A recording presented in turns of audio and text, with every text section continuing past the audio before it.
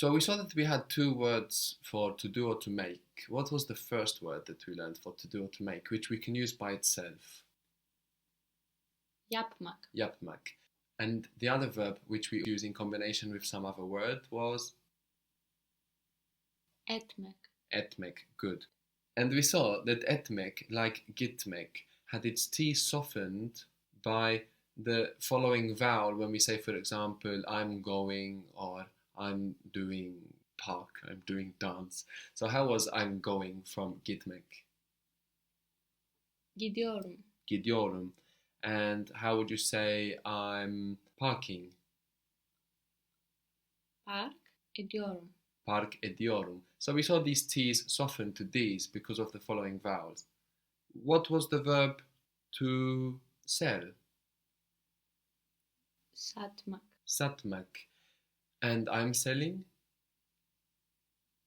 Satıyorum. Satıyorum, with a dotless I. So we saw here the T didn't change. It's only a few verbs that have this T become a D. Only a few irregular verbs doing this in Turkish. For example, you have gitmek for to go. Here you have your T changing.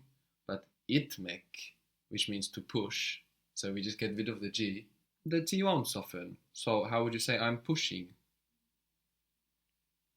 İtiyorum. Itiyorum. So there it's not happening. So we've just seen two verbs, two important verbs, where that T is softening to a D. Gitmek and etmek. Another fairly important verb, where it does happen, is with the verb tatmak. Tatmak means to taste.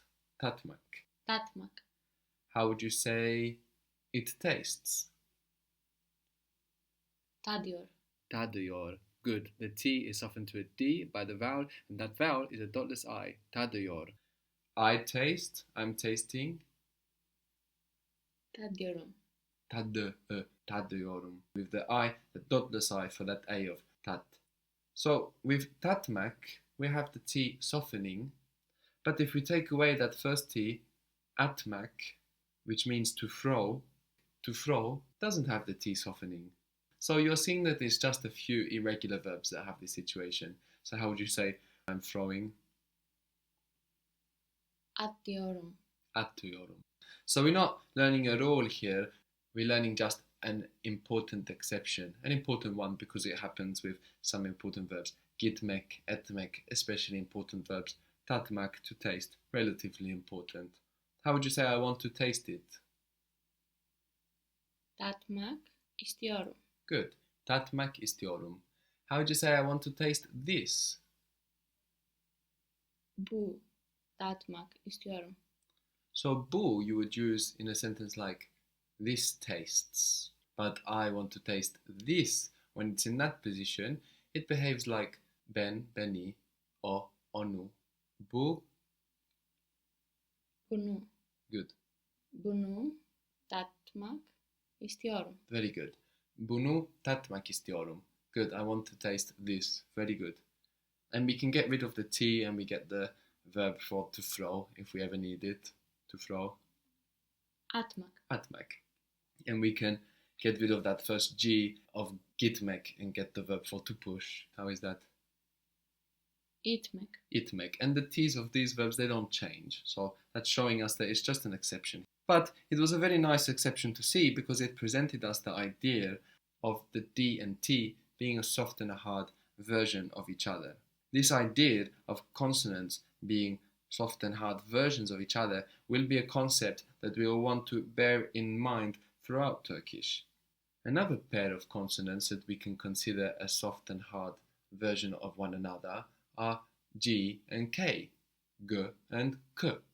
G is like a soft version of a K, and G is like a soft version of a K, and vice versa, and the K a hard version of a G, K hard version of G. Whilst the T of the stem of the verb is softened by a vowel in only a handful of cases, the K is regularly softened by a vowel throughout the Turkish language. It's something you will see very often.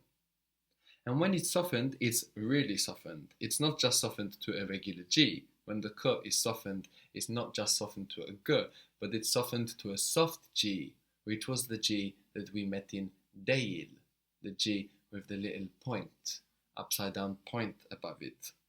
So for example, what was the word for funny? Komik. Komik. You are funny. Komiksin. Komiksin. I'm funny is komiyim. Komiyim. It's spelled K-O-M-I, and then the soft G with the little upside down point on it, I-M. Komiyim. Komiyim. Good. How is we are funny? Komiyiz. Komiyiz. Very good.